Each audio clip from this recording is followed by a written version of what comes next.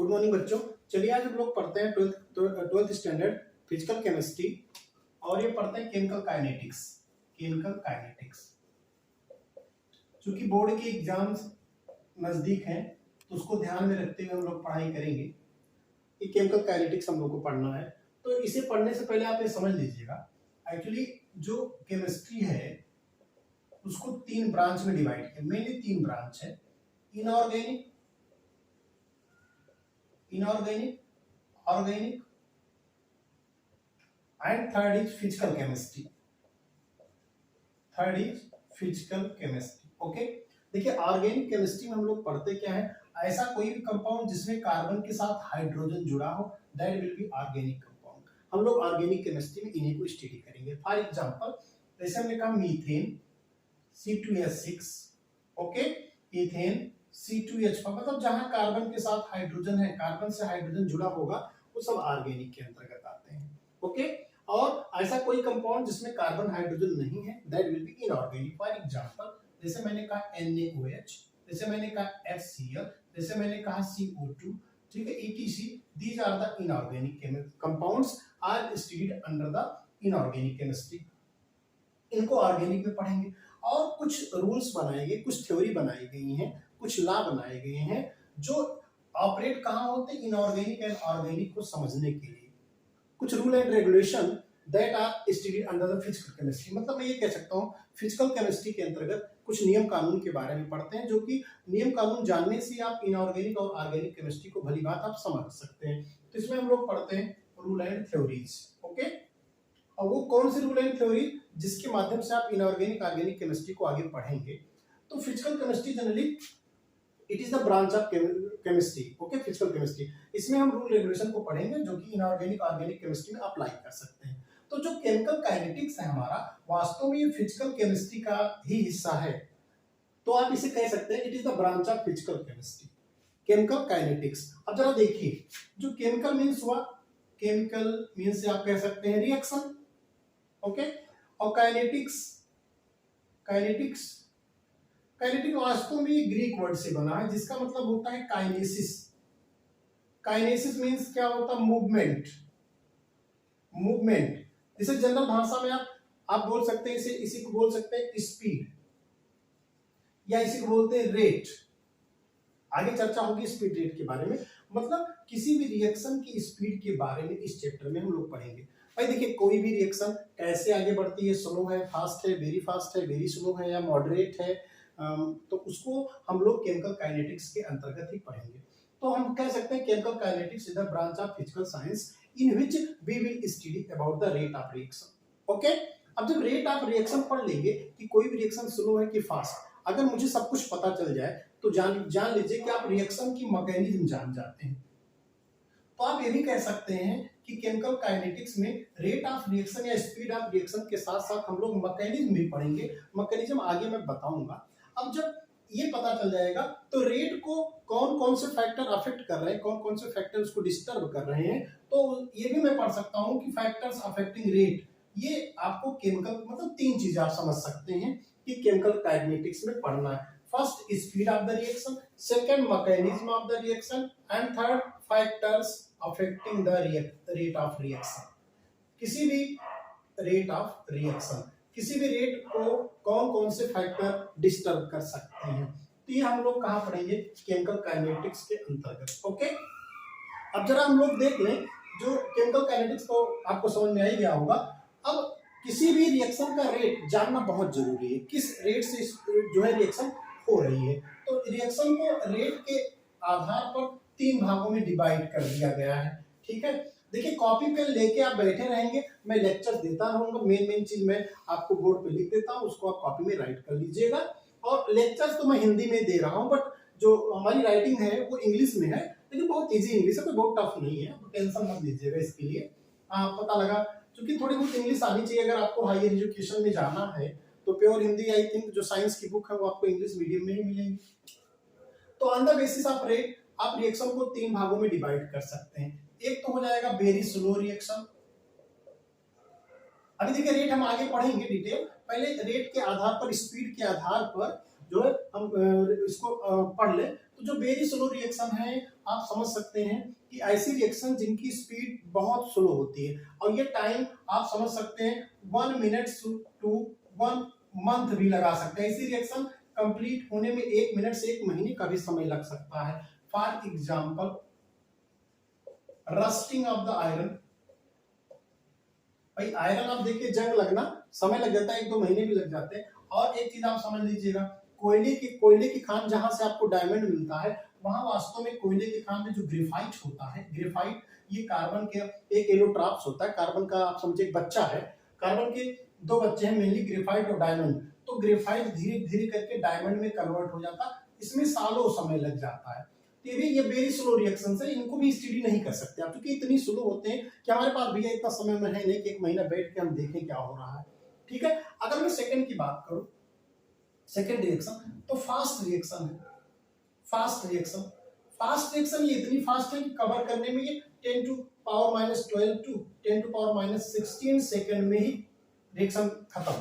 अब इतना कम समय में मेजर करना ये भी बहुत कठिन काम है, तो इन रिएक्शंस को भी हम मेजर नहीं कर पाते इस चैप्टर में। ना तो मैं वेरी स्लो पढ़ूंगा, ना तो फास्ट या वेरी फास्ट पढ़ूंगा, इनको भी मैं नहीं पढ़ पाऊंगा, जनरली साइंटिस्ट नहीं पढ़ पाते हैं। अब इनकी एग्जांपल्स कौन से, जनरली आयनिक रिएक्शंस है, आयनिक रिएक्शन हुआ, प्रेसिपिटेशन रिएक्शन हुआ।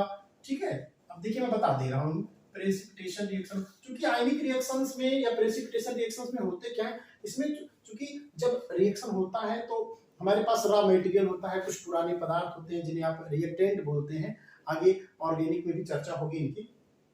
तो आयनिक रिएक्शन में क्या होता है, इसमें बॉन्ड टूटता उठता नहीं, सीधे सीधे इसमें आयन रहते हैं, और आयन का मूवमेंट फास्ट होता है। भाई अगर बॉन्ड टूटना हो, फिर टूटेगा जुड़ेगा तो समय लगेगा, तो इनमें क्या होता है, जनरली ये आयंस आयनिक फॉर्म में होते हैं, बहुत फास्ट कन्वर्ट हो जाते हैं। अब एग्जांपल इसका मैं ले सकता हूं, जैसे HCl एक्वस। देखिए एक्वस मतलब जनरली जो रिएक्शंस हम कराएंगे या तो एक्वस फॉर्म में या तो गैसियस फॉर्म में कराएंगे। तो HCl NaOH ये आपका बेस है एक्वस। तो ये एसिड बेस रिएक्शन जनरली आयनिक के अंतर्गत ही आते हैं, acid base reaction. Gives out क्या बन जाएगा, देखिए NaCl बन जाएगा, NaCl बन गया, ये सॉलिड होगा, प्लस क्या बना HOH वाटर, ये लिक्विड है। ओके, ये बन जाएगा, बहुत फास्ट होगा। अगर मैं इसी तरह बात करूं तो AgNO3 प्लस NaCl, ये सब एक्वस में लिए जाएंगे, वाटर फॉर्म में लिए जाएंगे, अदरवाइज रिएक्शंस नहीं करेंगे, सॉलिड होते हैं। तो इनको जब आप कराएंगे तो देखिए क्या बन जाएगा, ये आपका NaNO3 निकल जाएगा। ओके, NaNO3 निकल, ये सॉलिड फॉर्म में निकल जाएगा, ये आपका प्लस AgCl, ये आपका सॉलिड फॉर्म में इकट्ठा प्रेसिपिटेट के रूप में इकट्ठा हो जाएगा। मतलब आप कह सकते हैं जिस बर्तन में रिएक्शन कराएंगे जो बॉटम पे AgCl जाके इकट्ठा हो जाता है। ठीक है, तो ये आपके हो जाएंगे फास्ट रिएक्शन। अब इसके बाद में थर्ड पढ़ता हूं मॉडरेट रिएक्शन, या आप जिसे बोल सकते हैं वेरी मतलब मीडियम रिएक्शन, जिनका रेट मीडियम में होगा उनको हम लोग पढ़ लें, जरा समझ लें। ठीक है, तो चलिए मॉडरेट रिएक्शन पढ़ लेते हैं। मॉडरेट रिएक्शन इनमें क्या होता है कि ये मेजरेबल रेट से आगे बढ़ते हैं। मॉडरेट रिएक्शन मतलब इनकी जो वेलोसिटी है, इनका जो रेट है, इनका जो स्पीड है, वो इजीली मेजर किए जा सकते हैं, मेजरेबल होते हैं, मेजरेबल स्पीड होता है इनका। इन्हीं को हम लोग इस चैप्टर में पढ़ेंगे। मतलब इनका जो स्पीड है ना तो बहुत फास्ट है ना तो बहुत स्लो है। अब इसका एग्जांपल मैं बहुत इजी एग्जांपल दे रहा हूं, जैसे हाइड्रोलिसिस ऑफ शुगर, मतलब क्या करना है आपको, शुगर C12H22O11 प्लस वाटर, चीनी को पानी में डाल दीजिए। ठीक है, तो आपका बनेगा C6H12O6 प्लस C6H12O6। इसके बारे में डिटेल आप कार्बोहाइड्रेट वाले चैप्टर में पढ़ेंगे, ऑर्गेनिक केमिस्ट्री में। इसका नाम है ग्लूकोज, इसका नाम है फ्रक्टोज। इसी तरह अगर मैं ले लूं एस्टर, सेकंड ले लूं एग्जांपल एस्टर CH3COO2H5, ये भी ऑर्गेनिक का हिस्सा है। इसका भी मैं हाइड्रोलिसिस कर दूं, थोड़ा सा इसमें कैटालिस्ट मिला दूं तो इजीली हो जाएगा। ठीक है, एसिड या बेस कुछ भी मिलाया जा सकता, कोई दिक्कत नहीं है। तो ये यहीं से जो है हाइड्रो टूट जाता है। ठीक है, यहाँ आ जाता है H, हाइड्रोलिसिस मतलब ये होता है H plus and OH minus release होता है।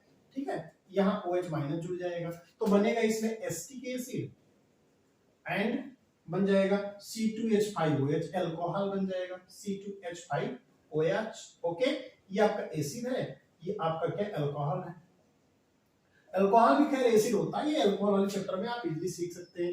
अब जो ये तो मॉडरेट रिएक्शंस है, इनकी स्पीड मतलब ना तो बहुत स्लो होती ना, इनको इजीली मेजर कर सकते हैं। और जनरली इस चैप्टर में हम इन्हीं मॉडरेट रिएक्शन या जनरली इसको आप स्लो रिएक्शन भी कह सकते हैं, वेरी स्लो नहीं, स्लो रिएक्शन भी कह सकते हैं, कोई दिक्कत नहीं, इसका आप रेट इजीली कैलकुलेट कर सकते हैं। ओके, अब हमें कैलकुलेट क्या करना है, रेट ऑफ द रिएक्शन कैसे हम मेजर करेंगे, आइए इसको देख लें। ओके, आइए रेट ऑफ रिएक्शन को पढ़ते हैं। रेट ऑफ रिएक्शन, आइए देखिए कोई भी रिएक्शन कितने स्पीड से चल रही है उसको पता कर लिया जाए। मान लीजिए मेरे पास रिएक्टेंट R है, प्रोडक्ट P है। ओके, अब रिएक्टेंट मैं मान लेता हूं कि 100 ग्राम हमने लिया 100 ग्राम, ठीक है, तो ये रिएक्टेंट R1 हो गया। ओके, मैं मान लेता हूं समय कुछ टाइम रहा होगा 10:10, या दूसरे में टाइम T1 मान लेता हूं। ठीक, उस समय देखा जाए प्रोडक्ट अगर मैं मान लूं तो इसे 0 है, लेकिन मैं मान के चल रहा हूं उस समय जो प्रोडक्ट का अमाउंट है तो अभी 0 है। कुछ देर बाद क्या होगा, प्रोडक्ट 10 ग्राम हो जाएगा भाई, जैसे जैसे रिएक्शन कंटिन्यू होगी फिर 20 ग्राम हो जाएगा, वैसे वैसे तो रिएक्टेंट डिक्रीज करेगा। तो एक कॉन्सेप्ट तो ये क्लियर हुआ कि किसी भी रिएक्शन में जैसे जैसे रिएक्टेंट डिक्रीज करेगा वैसे वैसे प्रोडक्ट इंक्रीज करेगा, ये माइंड में रख लीजिएगा। ओके, अब मैं मान लेता हूं शुरुआत में प्रोडक्ट का अमाउंट P1 है, ठीक, और उस दौरान जो समय है वो T1 है, और आफ्टर सम टाइम अगर मैं मान लेता हूं कि प्रोडक्ट का अमाउंट P2 हो जाता है और समय T2 है, उस दौरान रिएक्टेंट जो हमारे पास बचेगा वो R2 होगा और उस दौरान टाइम होगा T2। ओके, तो मैं अगर बात करूं तो कहीं कहीं जो रिएक्टेंट का डिफरेंस होगा वो कितना होगा, R2 माइनस R1 अपान T2 माइनस T1। मतलब टाइम के रिलेशन में मैं देख रहा हूं जो भी रिएक्टेंट के अमाउंट में जो भी चेंजिंग हुई, इसी को मैं लिख सकता हूं डेल्टा R अपान डेल्टा T। ओके, इसी को हम लोग बोलेंगे rate of reaction for the reactant, ध्यान दीजिएगा। सिमिलरली अगर मैं कहूं इसी तरह इसकी वैल्यू में निकालूंगा तो delta P upon delta T आ जाएगा, मतलब rate of reaction for the product. और ये वैल्यू देखा गया चूंकि मैंने पहले बताया as value of reactant decreases then value of the product increases. जैसे जैसे रिएक्टेंट की मात्रा डिक्रीज करेगी किसी रिएक्शन में, जैसे जैसे प्रोडक्ट बनता जाएगा वैसे वैसे रिएक्टेंट डिक्रीज करता जाएगा, प्रोडक्ट इंक्रीज करता जाएगा। तो ओवरऑल कहीं कहीं ये जो दोनों वैल्यू है वो इक्वल मिलेगा, दोनों वैल्यू क्या मिलेगा, इक्वल। लेकिन अब चूंकि रिएक्टेंट डिक्रीज हो रहा है तो इसके आगे मैं माइनस साइन लगा दे रहा हूं, और प्रोडक्ट इंक्रीज हो जा रहा है मैं पॉजिटिव साइन लगा दे रहा हूं। तो इस तरह से आप रेट ऑफ रिएक्शन निकाल दिए। अब तो रेट ऑफ रिएक्शन क्या निकल के आया, तो इसकी डिफिनेशन मैं लिख दे रहा हूं, द चेंज ऑफ कंसंट्रेशन, ध्यान दीजिए वही अमाउंट। भाई देखिए आप पढ़े होंगे कंसंट्रेशन क्या है कि पर यूनिट वॉल्यूम जो भी मोल्स होते हैं उसी को कंसंट्रेशन बोला जाता है। The change in the concentration of either reactant और प्रोडक्ट, कुछ भी हो सकता है, आइदर रिएक्टेंट और प्रोडक्ट विद यूनिट टाइम या टाइम इंटरवल भी लिख सकते हैं, is known as rate of reaction, is known as rate of reaction. Okay, but अब हम रेट ऑफ रिएक्शन को देखिए, सीधा सीधा कॉन्सेप्ट है रेट ऑफ रिएक्शन। अब अगर मैं बीच में मुझे कुछ ना पता चले, केवल मेरे पास इनिशियल और फाइनल स्टेट हो, कौन सी स्टेट हो, फाइनल स्टेट और इनिशियल स्टेट हो, ठीक, और टाइम इंटरवल मान लीजिए मैं T2 माइनस T1 मान लेता हूं, या minus I, final state and initial state, उसी को मैं R2 R1 भी कर सकता हूं। तो जो भी यहाँ रेट ऑफ रिएक्शन निकल के आएगा उसे बोला जाएगा average rate of reaction, average rate of reaction. Okay, या मैं इसको सीधे, ये जो वैल्यू मैंने लिखा है सब एवरेज रेट ऑफ रिएक्शन है। एवरेज रेट ऑफ रिएक्शन क्या होता है कि जनरली इसमें जो रिएक्शन है वो एक प्रॉपर स्पीड से चलती है, इसमें बीच में आप स्पीड नहीं चेंज होती है, ठीक। दूसरी बात ये इनिशियल और फाइनल स्टेट पे डिपेंड करती है, इसमें आप बीच में कहीं मान लीजिए रिएक्शन शुरू हुई, मैं बीच में रेट निकालना चाहता हूं तो बीच में रेट नहीं निकाला जा सकता, that will be average rate of reaction. लेकिन अगर मैं किसी तरीके से जब मन कहे मेरा, मान लीजिए रिएक्शन शुरू हुई 10:10 पे, खत्म होती है 10:20 पे, तो 10 मिनट का समय लगा, लेकिन मैं 10:11 पे ही रेट ऑफ रिएक्शन पता करना चाहूं तो मैं अगर पता कर लूं that will be instantaneous rate of reaction, instantaneous rate of reaction. इसमें क्या होता है, इसमें मतलब आप ये कह सकते हैं कभी भी रेट आप रिएक्शन के बीच बीच में भी निकाला जा सकता है। और इसकी डिफिनेशन भी मैं लिख दे रहा हूं, तो पहले इसका भी स्क्रीनशॉट आप ले लीजिए।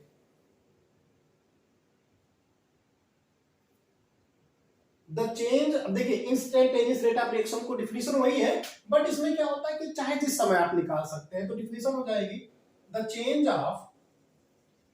ऑफ कंसंट्रेशन ऑफ रिएक्टेंट और प्रोडक्ट, ठीक, एट गिवन टाइम और एनी टाइम भी कर सकते हैं आप, any time is known as instantaneous rate of reaction. Okay, generally इस चैप्टर में मुझे यही पढ़ना है, एवरेज नहीं पढ़ना। एवरेज तो मान के चलिए लोग गाड़ी वाड़ी मोटर चलाते हैं, मैकेनिकल स्पीड जो होती है मोटरसाइकिल वाइकिल की स्पीड, वो सब एवरेज स्पीड ही होती है। बस रिएक्शन में इंस्टेंटेनियस रेट ऑफ रिएक्शन ही पढ़ेंगे, बट हम लोग इसको रेट ऑफ रिएक्शन ही कह के आगे बढ़ेंगे, उसमें टेंशन मत लीजिएगा। अब चूंकि ये स्मॉल चेंजेस भी शो करता है भाई instantaneous rate of the reaction, ये फॉर जनरली हम ये कह सकते हैं for micro change, large change के लिए नहीं, फॉर माइक्रो चेंज के लिए यूज किया जाएगा। तो मैं इसको भी लिख सकता हूं जनरली, जैसे अगर मैं delta x upon delta T लिखता हूं, तो that is average rate of reaction होगा, ये एवरेज रेट ऑफ रिएक्शन। इसी को अगर मैं स्मॉल चेंज के रूप में दिखाऊं तो dx अपॉन dt, ये आपका इंस्टेंटेनियस रेट ऑफ रिएक्शन लिखा जाएगा। इसी को जनरली हम लोग रेट ऑफ रिएक्शन भी कहेंगे। ओके, अब जो ये x क्या है, वो change in concentration, change in concentration of reactant और product, okay, upon time interval या गिवन टाइम इंटरवल। ओके, तो अगर मैं यूनिट निकालना चाहूं तो कंसंट्रेशन की यूनिट क्या होती है, मोल पर लीटर या मोल लीटर इनवर्स, और टाइम की यूनिट टाइम इनवर्स। यहाँ पर चूंकि अपॉन टाइम इंटरवल है तो मैं टाइम इनवर्स कर सकता हूं, और टाइम की जगह सेकंड मिनट कुछ भी आप लिख सकते हैं। ओके, तो ये बात तो क्लियर हो गई कि कहीं कहीं हम लोग इंस्टेंटेनियस रेट ऑफ रिएक्शन पढ़ेंगे, और इसमें क्या होता है कि बीच बीच में कभी भी कहीं पर भी यहाँ पर रेट ऑफ रिएक्शन निकाल सकते हैं, यहाँ पर रेट ऑफ रिएक्शन निकाल सकते हैं, इसमें नो डाउट। और चूंकि भाई देखिए लार्ज चेंज तो होता नहीं, किसी रिएक्शन में माइक्रो चेंज भी हो सकता है, तो इसलिए इंस्टेंटेनियस रेट ऑफ रिएक्शन की जरूरत पड़ती है। अब अगर हम रेट ऑफ रिएक्शन रिएक्टेंट और प्रोडक्ट के लिए रिप्रेजेंट करना चाहें, तो देखिए मैं कुछ इस तरह से भी रिप्रेजेंट कर सकता हूं। देखिए ये मान लीजिए कंसंट्रेशन मैं इधर दिखाता हूं, कंसंट्रेशन इधर मैं टाइम दिखाता हूं, ठीक है। देखिए कंसंट्रेशन वही है, number of moles in unit volume is known as concentration. इसमें ज्यादा कंफ्यूज गाढ़ापन से नहीं लीजिएगा, किसी भी गिवन वॉल्यूम में जो भी सोल्यूट आप डालते हैं, जो भी सोल्यूट का नंबर ऑफ मोल्स होता है, उसी को हम लोग कंसंट्रेशन टर्म में देखते हैं। तो अब देखिए जाए, शुरू में मैं अगर देखूं तो मेरे पास रिएक्टेंट ज्यादा मात्रा में है, प्रोडक्ट मेरे पास 0 है, ठीक है। चलिए यहाँ 0 में दिखा दे रहा है, इसका मतलब है प्रोडक्ट। धीरे धीरे प्रोडक्ट बढ़ेगा, और रिएक्टेंट को मैं यहाँ मान लेता हूँ, रिएक्टेंट का कंसंट्रेशन स्टार्टिंग मेरे पास 100% है, तो धीरे धीरे ये ग्राफ कुछ इस तरह से बनता जाएगा। तो देखा जाए ये रिएक्टेंट का लिए है ये लाइन, और ये लाइन किसके लिए, प्रोडक्ट के लिए। ओके, तो ये किसी भी रिएक्शन के लिए मैंने डायग्राम बना दिया, इसे आप आसानी से समझ सकते हैं। तो ओवरऑल कहने का मतलब यही हुआ। अब अगर मान लीजिए मेरे पास कोई रिएक्शन दी गई है, ठीक है, और कहा जाए इसका रेट ऑफ रिएक्शन आप रिप्रेजेंट करें, तो देखिए रिप्रेजेंटेशन कैसा होगा उसका, उसको भी मैं बता दे रहा हूं। मान लीजिए मेरे पास कोई रिएक्शन दी गई AA plus BB sign of reversible CC plus DD। अब कहा जाए इसका रेट ऑफ रिएक्शन रिप्रेजेंट करें, तो अब देखिए रेट ऑफ रिएक्शन जो भी रिएक्टेंट के लिए होगा वही प्रोडक्ट के लिए होगा, दोनों का अमाउंट सेम होता। बस केवल इसके रिएक्टेंट के सामने वैल्यू के सामने आपको नेगेटिव लगा देना, क्योंकि समय के साथ डिक्रीज करता है, प्रोडक्ट समय के साथ इंक्रीज करता है। तो इसको मैं ऐसे भी लिख सकता हूं, जो भी स्टोइचियोमेट्रिक कोएफिशिएंट जो भी रिएक्टेंट के सामने नंबर्स लिखे होते हैं, जैसे मान लीजिए हमने लिख दिया 2H2, तो ये जो वैल्यू है इसी को यहाँ रिप्रेजेंट करना है, ये 1/, के रूप में आ जाएगा, is equal to 1/A D active mass of A upon dt। देखिए चूंकि d मतलब ये माइक्रो चेंज के लिए लिया गया, कंसंट्रेशन ये जो स्क्वायर ब्रैकेट है ये एक्टिव मास या कंसंट्रेशन को रिप्रेजेंट करता है, तो इसको आप ऐसे भी रिप्रेजेंट कर सकते हैं। क्या माइनस लगा देंगे, इज इक्वल -1। ये कभी कभी आपके एग्जाम में सीधा क्वेश्चन दे देते हैं कि इसी को आप रेट ऑफ रिएक्शन के रूप में रिप्रेजेंट करें, तो 1/b d active mass of b से बोला जाएगा, कंसंट्रेशन ऑफ b भी बोल सकते हैं, कोई दिक्कत नहीं है, अपॉन dt। वही टाइम इंटरवल है ये, और यहाँ क्या ये जो आपको मैंने बताया चेंज इन द कंसंट्रेशन होता है, इज इक्वल टू, अब इसको रिएक्टेंट वाला ये वैल्यू हो गया, इक्वल बाद में भी लिख सकते हैं, plus 1/c concentration of C, यहाँ d लगा दीजिएगा, upon dt, okay, is equal plus 1/d हो जाएगी स्मॉल d, उसके बाद small d concentration of D upon dt। ऐसे किसी भी रिएक्शन के लिए आप इसको रिप्रेजेंट कर सकते हैं। इसमें कोई बहुत बड़ा, जैसे मान लीजिए मैं एक एग्जांपल ले लेता हूं, H2 plus I2 sign of reverse में 2HI। अगर इसके लिए रेट ऑफ रिएक्शन आपको लिखना है तो कैसे आप लिखेंगे? तो इसके लिए कुछ करना नहीं, यहाँ 1 है, 1 मतलब कोई मतलब नहीं, सीधे सीधे आप लिख दीजिए, ये वैल्यू माइनस में होगा, minus D concentration of H2 upon dt is equals minus D concentration of I2 upon dt is equals 1/2, ये वैल्यू पॉजिटिव भी हो जाएगी, D concentration of HI upon हो जाएगा dt। तो किसी भी रिएक्शन के लिए आप कहीं कहीं रेट ऑफ रिएक्शन रिप्रेजेंट कर सकते हैं। अब अगर आपको ये बातें समझ में आ गई हैं तो अगला हम लोग पढ़ लेंगे रेट लॉ, और जब रेट लॉ हमको समझ में आ जाएगा तो हमें पूरा विश्वास है कि फैक्टर्स अफेक्टिंग रेट, कौन कौन से फैक्टर हैं जो रेट को अफेक्ट करते हैं, जैसे कंसंट्रेशन हुआ, टेम्परेचर हुआ, ठीक है, और कैटालिस्ट हुआ, ये सब आप पढ़ेंगे। ये चैप्टर बहुत इजी है। तो आज से मैंने स्टार्ट कर दिया 12th क्लास पढ़ाना, अब रेगुलर आपको वीडियोस मिलते रहेंगे। और वीडियो अगर आपको पसंद आए तो इसको लाइक करें, सब्सक्राइब करें और अन्य ग्रुप में शेयर करें। अगर आपको वीडियो समझ में आए, लेक्चर समझ में आए, बाकी जो क्वेश्चन है आप अपना कमेंट बॉक्स में लिख दीजिएगा, मैं उसका सोल्यूशन दे दूंगा। Thank you so much.